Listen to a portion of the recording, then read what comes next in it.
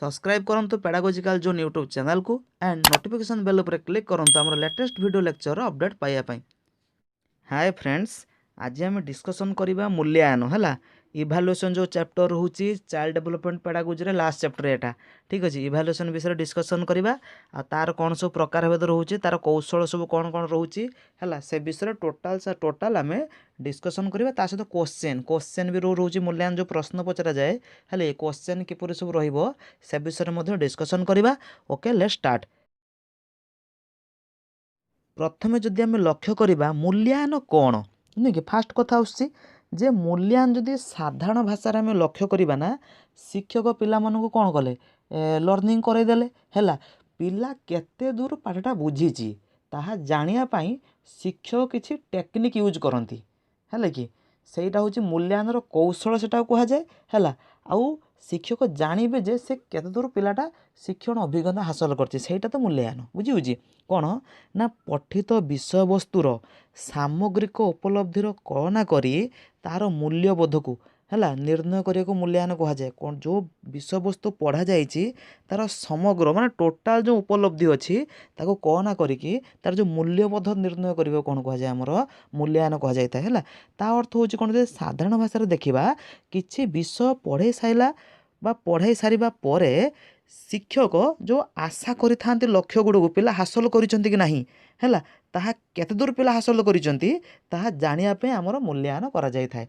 ठीक अछि, आ मूल्यांकनटा मुख्यतः हमर किपरि होई थाए, मूल्यांकनटा मुख्यतः हमर परिमाणात्मक एवं गुणात्मक ता सहित मूल्यबोध हैला यह मिसिकी होई थाए। आ मूल्यांकनटा हमर निरवच्छिन्न प्रक्रिया है कि परिमाणात्मक कथा जदि आम लक्ष्य करवा हूँ कौन ना जोड़ा मेजरमेंट आम मापी पारती है सेटा परिमापन हिसाब से यूज करती।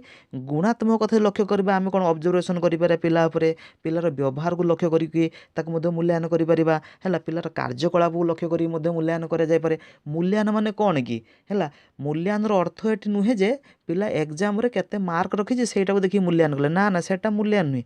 मूल्यांकन अर्थ होची कौन पिलार सर्वांगीन उन्नति माने टोटाल को पिला देखिबा, पिला को देखिबा माने उभय परिमाणात्मक एंड गुणात्मक क्षेत्र में ता सहित तार मूल्यबोध मध्य देखा जाय थाए। मूल्यबोध कौन ना तार सहनशीलता केमिति रहउची हैला, सांग मानक सहित किपरि से हेल्प करूची हैले कि तार डिसीजन मेकिंग पावर केमिति रहउची हैले कि तार बौद्धिक विकास केते दूर होईची, ये सब होची हमर कोन मूल्यबोध बुझुची। ये सब मिसेइकी हमर कोन ना मूल्यांकन करा जाय थाए। ताहापरे गोटे इम्पोर्टाट कनसेप्ट गोटे आसुची कौन आमर आसेसमेंट आउ इभालुएसन। एटा भल कनसेप्ट रोचे कौन ना जना पड़ुची पाखापाखि दीटा सेम किंतु नुहे।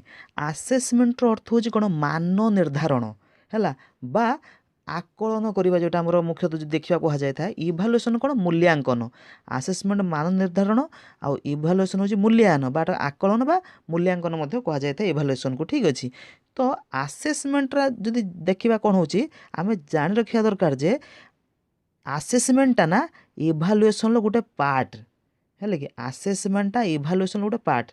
ठीक अच्छे, आउ आसेसमेंट कौन ना the process of collecting reviewing the data है कि आसेसमेंट कौन होची मान निर्धारण कौन होची है कि से जो डाटा को है पिला मान पाखरु सब जो डाटा कलेक्शन होइथिबो ताको रिव्यू करबा को सेटा आसेसमेंट कहा जाय था। आसेस आमे करंती ना है कि इभालुएसन कौन रहउची ना डिसीजन मेकिंग प्रोसेस माने गोटे जजमेंट नुहे कि आम पिला को इभालुएट कले टीचर हिसाब से आम कौन जजमेंट गोटे देले ना नुहे कि सहीटा हूँ आमर कौन ना गोटे डिसीजन नेले सहीटा हूँ कौन आमर ना इभालुएसन। कौन इभालुएसनटा आमर चारि भाग में मुख्यतः विभक्त होता है। व्यवस्थान मूल्यांकन, गठनमूलक मूल्यांकन, निदानात्मक मूल्यांकन, समाप्ति सूचक मूल्यांकन, ताहा सहित अन्य प्रकार मध्य मूल्यांकन भी अच्छी किंतु आम चारिटा लक्ष्य करिबा है कि जदि आम व्यवस्थान मूल्यांकन कथा प्रथम लक्ष्य करिबा, व्यवस्थान मूल्यांकन कौन होता है ना साधारणतः कौन सी पाठ्यक्रम आरंभ करिबा ठीक पूर्वरु है कि बा गोटे श्रेणी रे प्रवेश करिबा बेले एही प्रकार मूल्यांकन करा जाय थाए। माने पाठ्यक्रम आरंभ करिया पूर्वरु मूल्यांकन करा जाय थाए। ता माने होची कौन ମନେ କରନ୍ତୁ ଆମେ ଇଂଲିଶର ଗୋଟେ ଟପିକ୍ ପଢ଼ାଯିବ ହେଲା ବା ଇଂଲିଶର ପିଲାମାନଙ୍କୁ ପାରାଗ୍ରାଫ ରାଇଟିଂ ଶିଖାଯିବ ଠିକ୍ ଅଛି। ପିଲାଙ୍କୁ ତା ପୂର୍ବରୁ ପାରାଗ୍ରାଫ ସେ ଶିଖିବେ ଠିକ୍ ଅଛି, କିନ୍ତୁ ତା ପୂର୍ବରୁ ଟିଚର ହିସାବରେ ଟିଚର କ'ଣ ପିଲାଙ୍କୁ କରିଥାନ୍ତି ନା ସେ ୱାର୍ଡ଼ ମାନେ ଶିକ୍ଷକ ଜାଣିଥାନ୍ତି ଯେ ପିଲା ୱାର୍ଡ଼ ଜାଣିଛନ୍ତି କି ନାହିଁ, ହେଲେ କି ଇଂଲିଶର କିଛି କିଛି ୱାର୍ଡ଼ ପିଲାଙ୍କୁ କ'ଣ କଲେ ପଚାରିଦେଲେ ହେଲା। ତ ସେଇଟା ହେଉଛି ଆମର କ'ଣ ବ୍ୟବସ୍ଥାନ ମୂଲ୍ୟାୟନ। ଗୋଟେ ଟପିକ୍ ପଢ଼େଇବେ ତା ପୂର୍ବରୁ ସେ ଟପିକ୍ ଉପରେ ସାଧାରଣ ଧାରଣା ଥିବା ଦରକାର ଠିକ୍ ଅଛି। ମାନେ ସେ ଟପିକ୍ ପାଇଁ ପଢ଼ିବା ପାଇଁ ହେଲେ କି ସେମାନେ କ'ଣ ମାନେ କେତେ ଦୂର ଯୋଗ୍ୟ ତାହା ମଧ୍ୟ ଜାଣିବା ଦରକାର ଠିକ୍ ଅଛି। ସେଇଟା ତା ଅନ୍ୟ ଦୃଷ୍ଟି ଦେଖିବା ଯଦି ଶିକ୍ଷାର୍ଥୀମାନଙ୍କର ପାଠ୍ୟ ପ୍ରତି ହେଲେ କି ଶିକ୍ଷାର୍ଥୀମାନଙ୍କର ପାଠ୍ୟ ପ୍ରତି ଆଗ୍ରହ ମନୋବୃତ୍ତି କିପରି ଅଛି ଏବଂ ତା ସହିତ ବିଷୟ ସମ୍ବନ୍ଧୀୟ କିଛି ସାଧାରଣ ଜ୍ଞାନ ଅଛି କି ନାହିଁ ତାହା ଜାଣିବା ପାଇଁ ଆମେ କ'ଣ କରନ୍ତି ବ୍ୟବସ୍ଥାନ ମୂଲ୍ୟାୟନ କରନ୍ତି। ଟପିକ୍ ଆରମ୍ଭ କରିବା ପୂର୍ବରୁ ପିଲା ସେ ଟପିକ୍ ପାଇଁ ପ୍ରିପେୟାର ଅଛି ବା ଟପିକ୍ ଉପରେ କିଛି ସାଧାରଣ ଧାରଣା ଅଛି କି ସେଇଟା ଜାଣିବା ପାଇଁ। ଆପଣଙ୍କର ଆପଣ ଯେଉଁ DLED ଯେଉଁ ଏଣ୍ଟ୍ରାନ୍ସ ଦେଇକି ଆସିଲେ ଆସିକି କ'ଣ DLED ଟ୍ରେନିଂ ନେଉଛନ୍ତି ନା, ସେ ଯେଉଁ ଟ୍ରେନିଂ ନେଉଛନ୍ତି ସେ DLED ଏଣ୍ଟ୍ରାନ୍ସ ଦେଲେ ସେଇଟା ହେଉଛି କ'ଣ ଆପଣ ଯୋଗ୍ୟ ଏଲିଜିବଲ୍ ହେଲେ ନା ପଢ଼ିବା ପାଇଁ, ସେଇଟା ତ ବ୍ୟବସ୍ଥାନ ମୂଲ୍ୟାୟନ କରାଗଲା ବୁଝିହେଉଛି।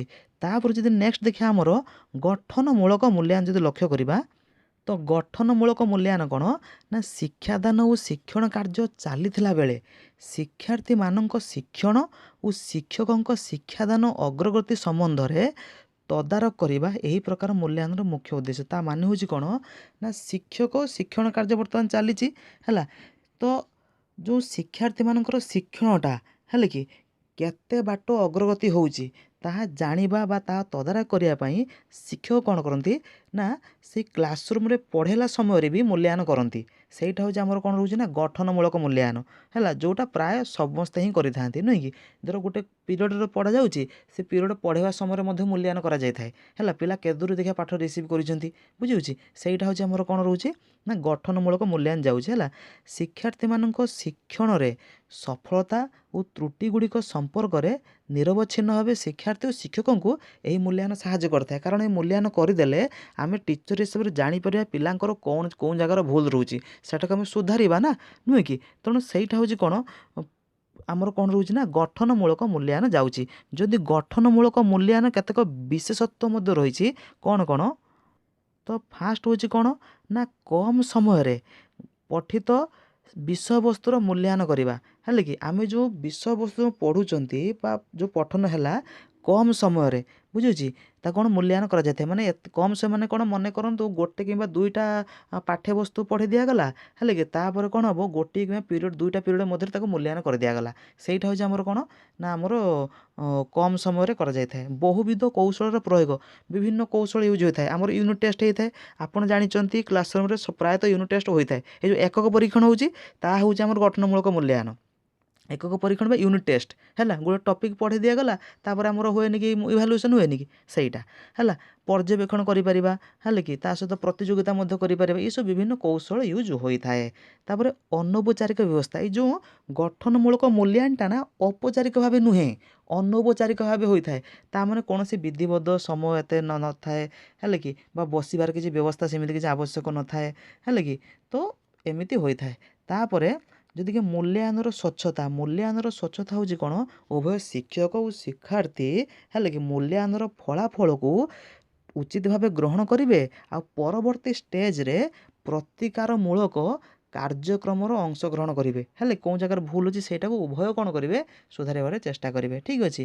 ତାପରେ ଯଦି ଆମେ ଲକ୍ଷ୍ୟ କରିବା ଆମର କ'ଣ ରହୁଛି ତାପରେ ଆସିଲା ଆମର କ'ଣ ନା ନିଦାନାତ୍ମକ ମୂଲ୍ୟାୟନ। ନିଦାନାତ୍ମକ ମୂଲ୍ୟାୟନ କ'ଣ ନା ଗଠନମୂଳକ ମୂଲ୍ୟାୟନରେ କୌଣସି ଶିକ୍ଷାର୍ଥୀ ଯଦି ବାରମ୍ବାର ଦୁର୍ବଳତା ପ୍ରକାଶ କରାଗଲା ହେଲେ ତାକୁ କ'ଣ କରାଯାଏ ନିରାକରଣ କରାଯାଏ। ସେଇଟା ହେଉଛି ଆମର କ'ଣ ନା ନିଦାନାତ୍ମକ ମୂଲ୍ୟାୟନ ହେଲେ କି। ମନେକର ଗୋଟେ ଯଦି ଆମେ ଏକ୍ଜାମ୍ପଲ୍ ଦେବା, ପିଲାମାନେ କ'ଣ ନା ଯୁକ୍ତାକ୍ଷର ଉଚ୍ଚାରଣ ଏ ଲେଖିବାରେ ପିଲାମାନେ କ'ଣ ନା ବା ଲେଖିବାରେ ଯୁକ୍ତାକ୍ଷର ଲେଖିବାରେ ଉଚ୍ଚାରଣ କରିବାରେ ପିଲାମାନେ ଭୁଲ କରୁଛନ୍ତି ହେଲେ କି ତ ସେଇଟାକୁ ଆମେ କିପରି ନିରାକରଣ କରିବା ତାହା ହେଉଛି ଆମର କ'ଣ ନା ନିଦାନାତ୍ମକ ମୂଲ୍ୟାୟନ ରହୁଛି। ବାରମ୍ବାର ଜଣେ ଭୁଲ କରୁଛି ସେଇଟା କିପରି ସୁଧାରିବ। ଠିକ୍ ଅଛି।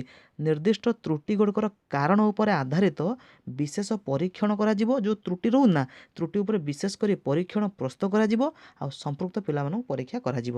ସେଇଟା ହେଉଛି ଆମର କ'ଣ ନା ନିଦାନାତ୍ମକ ମୂଲ୍ୟାୟନ ମଧ୍ୟରେ ଯାଉଛି। ତାପରେ ଆସୁଛି ଆମର ସମାପ୍ତି ସୂଚକ ମୂଲ୍ୟାୟନ, ଯେଉଁଟା ଆମେ ସବୁ ଜାଣିଛନ୍ତି। ସମାପ୍ତି ସୂଚକ ମୂଲ୍ୟାୟନରେ କ'ଣ ହେଇଥାଏ ନା ଆମର ଯେଉଁ ପାଠ୍ୟକ୍ରମ ସରିଗଲା ହେଲା, ମନେ କରନ୍ତୁ ଯେଉଁଟା ଆମର କୁହାଯାଏ ବାର୍ଷିକ ପରୀକ୍ଷା, ପାଠ୍ୟକ୍ରମ ସରିଗଲା ନା, ସରିସାରିଲା ପରେ ଆମେ କ'ଣ କରନ୍ତି ଇଭାଲୁଏଟ୍ କରନ୍ତି, ସେଇଟା ହେଉଛି ଆମର ସମାପ୍ତି ସୂଚକ ମୂଲ୍ୟାୟନ। ଫର୍ମେଟିଭ୍ ଆସେସମେଣ୍ଟ ଯେଉଁଟା କୁହାଯାଏ। ଦୁଇ ପ୍ରକାର ଆସେସମେଣ୍ଟ ଆମର ଗୁରୁତ୍ୱ ରହୁଛି, ଗୋଟେ ସमेଟିଭ୍ ଆସେସମେଣ୍ଟ ଆଉ ଗୋଟେ ଫର୍ମେଟିଭ୍, ମାନେ ଗଠନମୂଳକ ସମାପ୍ତି ସୂଚକ। ଠିକ୍ ଅଛି। ତ ସମାପ୍ତି ସୂଚକ ମୂଲ୍ୟାୟନ କ'ଣ ହେଉଛି ପାଠ୍ୟକ୍ରମର ମଧ୍ୟଭାଗରେ ହେଲା ବା ଆମର ଶେଷ ଭାଗରେ ଶିକ୍ଷାର୍ଥୀମାନେ କେତେ ଦୂର ଶିକ୍ଷଣ ଉଦ୍ଦେଶ୍ୟକୁ ହାସଲ କରିଛନ୍ତି ତାହା ଜାଣିବା ପାଇଁ ସମାପ୍ତି ସୂଚକ ମୂଲ୍ୟାୟନ କରାଯାଇଥାଏ। ପାଠ୍ୟକ୍ରମ ମଧ୍ୟଭାଗରେ ହେଲା ମାନେ ଷାଣ୍ମାସିକ ପରୀକ୍ଷା ଯେଉଁଟା ଆମର ହେଉଛି, ଅଧା ବିଷୟ ପଢ଼ା ହେଇଛି ବା ବହି ଅଧା ପଢ଼ା ହେଇଛି, କ'ଣ ହେଲା ଷାଣ୍ମାସିକ ପରୀକ୍ଷା ଆମର ହେଲା, ସେଇଟା ହେଉଛି ଆମର କ'ଣ ସମାପ୍ତି ସୂଚକ ମୂଲ୍ୟାୟନ। ବୁଝିହେଉଛି। ବା ଶେଷ ଭାଗରେ ବାର୍ଷିକ ବହି ସରିଯାଇଛି, ଶେଷ ଭାଗରେ କ'ଣ ହେଲା ମୂଲ୍ୟାୟନ କରାଗଲା, ସେଇଟା ହେଉଛି ଆମର ସମାପ୍ତି ସୂଚକ ମୂଲ୍ୟାୟନ। ଆଉ ଏଥିରେ କ'ଣ ହେଇଥାଏ ନା କହିଲି ଯେଉଁଟା ଅର୍ଦ୍ଧବାର୍ଷିକ ଆଉ ବାର୍ଷିକ ପରୀକ୍ଷା ଏହାର ଅନ୍ତର୍ଗତ। ଏଥିରେ ଦୀର୍ଘ ଉତ୍ତରମୂଳକ ପ୍ରଶ୍ନ, ସଂକ୍ଷିପ୍ତ ଉତ୍ତରମୂଳକ ପ୍ରଶ୍ନ, ବସ୍ତୁନିଷ୍ଠ ପ୍ରଶ୍ନ ସବୁ ଦିଆଯାଇଥାଏ ନା। ଆମେ ଜାଣିଛନ୍ତି ଆମର ହାଫ୍ ଇୟରଲି ହେଉ ବା ଆନୁଆଲ୍ ଏକ୍ଜାମିନେସନ୍ ହେଉ, ସେଠି ଆମର କ'ଣ କରାଯାଏ ଏହି ପ୍ରକାର କୋଶ୍ଚିନ୍ ତ ଦିଆଯାଇଥାଏ ନା। ତ ଏହା ହେଉଛି ଆମର କ'ଣ ସମାପ୍ତି ସୂଚକ ମୂଲ୍ୟାୟନ। ତାପରେ କ'ଣ ହେଉଛି ନା ଗୋଟେ ଇମ୍ପୋର୍ଟାଣ୍ଟ କନସେପ୍ଟ ଆମର ଆସୁଛି କ'ଣ ନା ନିରନ୍ତର ଓ ସାମଗ୍ରିକ ମୂଲ୍ୟାୟନ। ଏଇଟା ବହୁତ ଇମ୍ପୋର୍ଟାଣ୍ଟ କନସେପ୍ଟ ଗୋଟେ, ହେଲେ କି ତାକୁ CCE ଯେଉଁଟା କୁହାଯାଇଥାଏ। ଠିକ୍ ଅଛି। ଫୁଲ୍ ଫର୍ମ ହେଉଛି କ'ଣ କଣ୍ଟିନ୍ୟୁଅସ୍ କମ୍ପ୍ରେହେନ୍ସିଭ୍ ଇଭାଲୁଏସନ୍। ବହୁତ ଇମ୍ପୋର୍ଟାଣ୍ଟ କନସେପ୍ଟ ଏଟା ଗୋଟେ ଜାଣି ରଖିଥିବା ଦରକାର ହେଲା। ୟାର ଅର୍ଥ ହେଉଛି କ'ଣ ନା ପିଲାର ସର୍ବାଙ୍ଗୀନ ରୂପେ ମୂଲ୍ୟାୟନ କରିଦିଆଯିବ।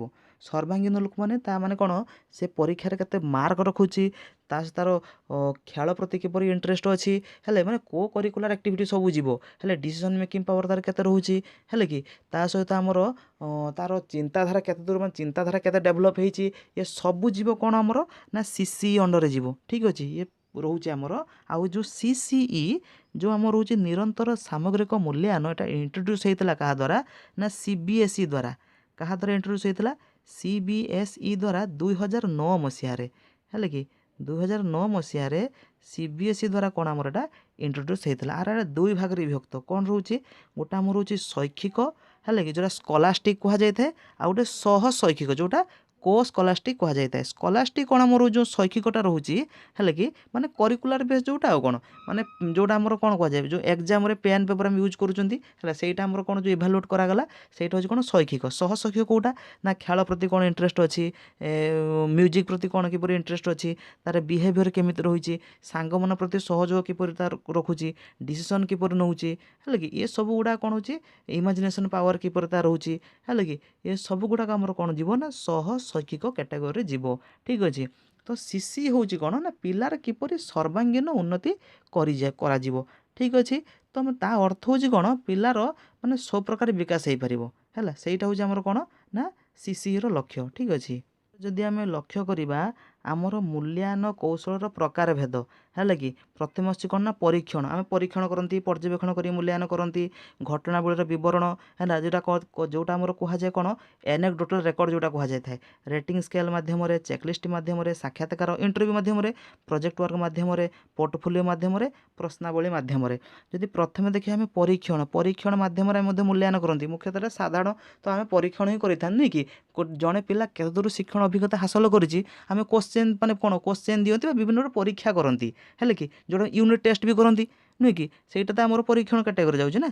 ତାପରେ ଆମର କ'ଣ ପର୍ଯ୍ୟବେକ୍ଷଣ। 2 ନମ୍ବର ଯଦି ଆସିବ ପର୍ଯ୍ୟବେକ୍ଷଣ କଥା, ପର୍ଯ୍ୟବେକ୍ଷଣ କ'ଣ ପିଲାଙ୍କର ଆମେ ଡାଇରେକ୍ଟ ଅବଜର୍ଭ କରିବା, ହେଲେ କି ତାର ବ୍ୟବହାର କେମିତି ରହୁଛି, ତା କାର୍ଯ୍ୟକଳାପ କିପରି ରହୁଛି, ହେଲେ କି ତ ଏଗୁଡ଼ାକ ସବୁ ହେଉଛି କ'ଣ ଆମର ନା ପର୍ଯ୍ୟବେକ୍ଷଣ ମଧ୍ୟରେ ଯାଉଛି, ହେଲେ କି ମାନେ ଦେଖାଯାଏ ଅବଜର୍ଭ ଯେଉଁଟା କଲେ ପିଲାକୁ ଆଉ ସେଇ ହିସାବରେ।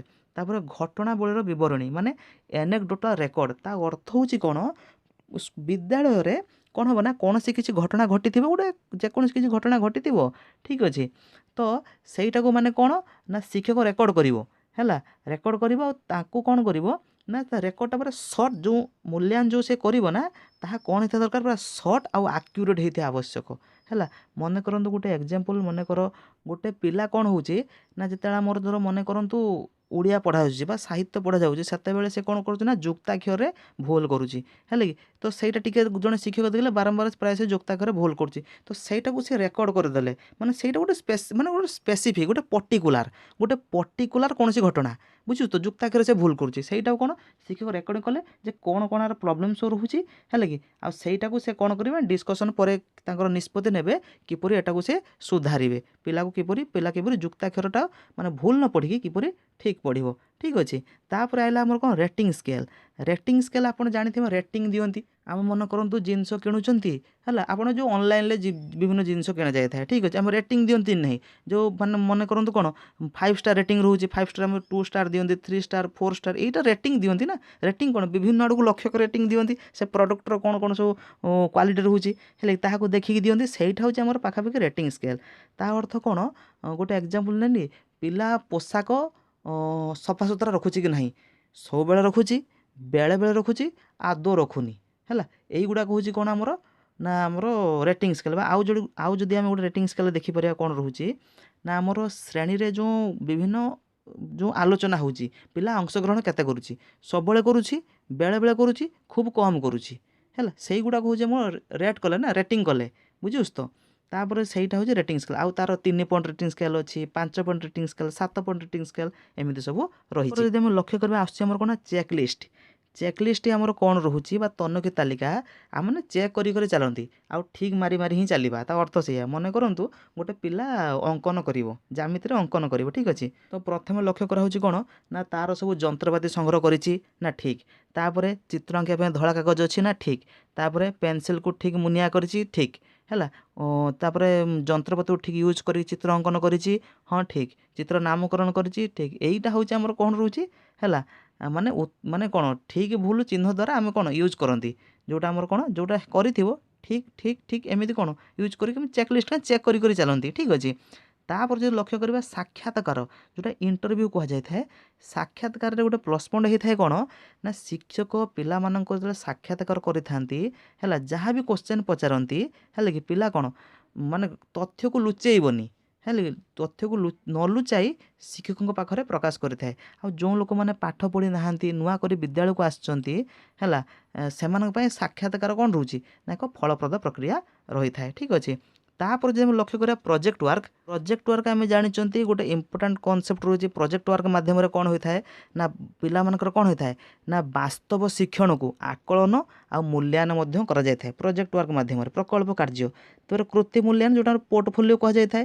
ପୋର୍ଟଫୋଲିଓରେ ଆମେ ଜାଣିଛନ୍ତି ଯେଉଁ ଆପଣ ଦେଖିଥିବେ ପୋର୍ଟଫୋଲିଓ ଯେଉଁ ମନେ କରନ୍ତୁ ବଡି ବିଲ୍ଡର ମାନେ ହେଲେ କି ଦେଖିଥିବେ ବିଭିନ୍ନ ପ୍ରକାର ଫଟୋ ସବୁ ଉଠେଇ ନଥିବେ କି, ତ ସେଇଟା ତାଙ୍କର ଇମ୍ପୋର୍ଟାଣ୍ଟ କ'ଣ ବାହୁର ଫଟୋ ଉଠେଇଥିବେ, ଏଇଗୁଡ଼ା କ'ଣ ସବୁ ମାନେ ପୋର୍ଟଫୋଲିଓ ନା ହେଲେ କି, ଯେଉଁଟା ତାର ଇମ୍ପୋର୍ଟାଣ୍ଟ ରହୁଛି, ବୁଝିହେଉଛି। ସେଇଟା ପିଲାର ସ୍କୁଲ କ୍ଷେତ୍ରରେ କ'ଣ ହୋଇଥାଏ, ଯେଉଁ ପିଲା କ୍ଷେତ୍ରରେ କ'ଣ ହୁଏ ନା ପିଲାର ସେଇଟା କ'ଣ ହୁଏ ନା ପିଲାର କୃତି କ'ଣ ସବୁ ରହୁଛି ହେଲା, ତାହା କ'ଣ ପ୍ରଦର୍ଶନ କରାଯାଇଥାଏ ଓ ମାନେ ଶିକ୍ଷାର୍ଥୀ ଆଗରେ ହେଲେ କି, ଶିକ୍ଷକଙ୍କ ଆଗରେ, ଅଭିଭାବକଙ୍କ ଆଗରେ ଏଇଟା ପ୍ରଦର୍ଶନ କରାଯାଇଥାଏ। ପୋର୍ଟଫୋଲିଓ କରାଯାଇଥାଏ ପିଲାର, ମାନେ କେଉଁ କ୍ଷେତ୍ରରେ ପିଲା କ'ଣ ଷ୍ଟ୍ରଙ୍ଗ ଅଛି, ଆଉ ତାର ମାନେ ତାର ଶିକ୍ଷାର୍ଥୀର ସାମର୍ଥ୍ୟ କେତେ ରହୁଛି ହେଲା, ସେଇଟା ସବୁ ମାନେ ଦେଖାଯାଇଥାଏ, ଠିକ୍ ଅଛି। ତା ଇମ୍ପୋର୍ଟାଣ୍ଟ ମାନେ ଯେଉଁଟା ସେଇଟା ଲକ୍ଷ୍ୟ କରାଯାଇଥାଏ, ବୁଝିହେଉଛି। ତେବେ ତା କୃତି ସେ କ'ଣ ସେ କରିପାରୁଛି ହେଲା, ସେଇଟା ରହୁଛି। ତାପରେ ହେଉଛି ଆମର କ'ଣ ରହୁଛି ବା ପିଲାର ଯେଉଁ କାର୍ଯ୍ୟ ଦକ୍ଷତାକୁ ଚିହ୍ନଟ କରିବାର ଗୋଟେ ଭଲ ମାଧ୍ୟମ ହେଉଛି କ'ଣ ଆମର ନା କୃତି ମୂଲ୍ୟାୟନ, ବୁଝିହେଉଛି।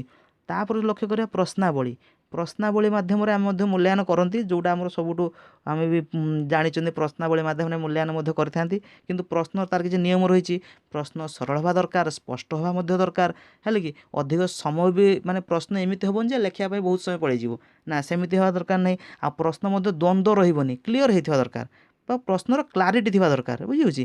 ଇଏ କିଛି ନିୟମ ରହିଛି। ଯଦି ପ୍ରଶ୍ନାବଳୀ କଥା ଲକ୍ଷ୍ୟ କରିବା, ଆମର ପ୍ରଶ୍ନାବଳୀ ମଧ୍ୟ ବିଭିନ୍ନ ଭାଗରେ ବିଭକ୍ତ ହୋଇଛି, ସେ ବିଷୟରେ ବର୍ତ୍ତମାନ ଡିସ୍କସନ୍ କରିବା।